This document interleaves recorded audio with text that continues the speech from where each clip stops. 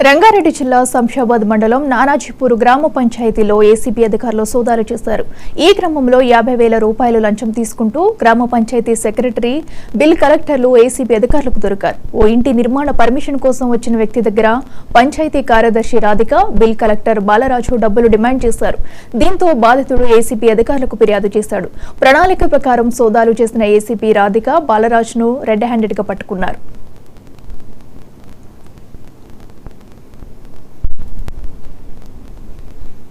Anand DSP ఉమ్మడి రంగారెడ్డి జిల్లా ACP దానికి నేను డిఎస్పీగా పక్కతల్లి గారని చెప్పేసి ఆయన ఇక్కడ ఒక 500 గజాల ప్లాట్ నానాజీపూర్లో కొనుక్కున్నారని చెప్పేసి చెప్పారండి. అతనికి ఒక రూము ప్లస్ కాంపౌండ్ వాల్, తర్వాత హౌస్ నెంబరు, ట్యాక్స్ అసెస్మెంట్ అవి కావాలని చెప్పేసి ఆయన దాని పర్మిషన్ నిమిత్తమై ఈ నానాజీపూర్ పంచాయత్ సెక్రటరీ కావడం జరిగింది. అప్పుడు వాళ్ళు 65,000 రూపాయలు డిమాండ్ చేశారు.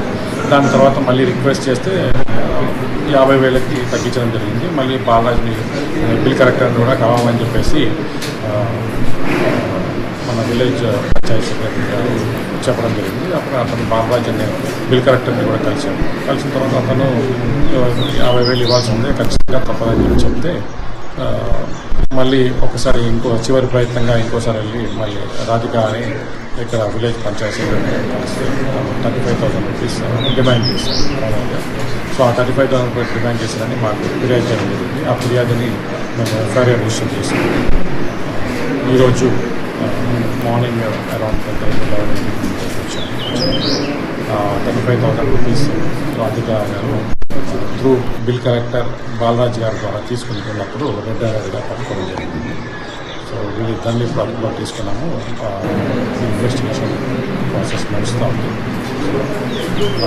పక్కగా తాను బ్యాంక్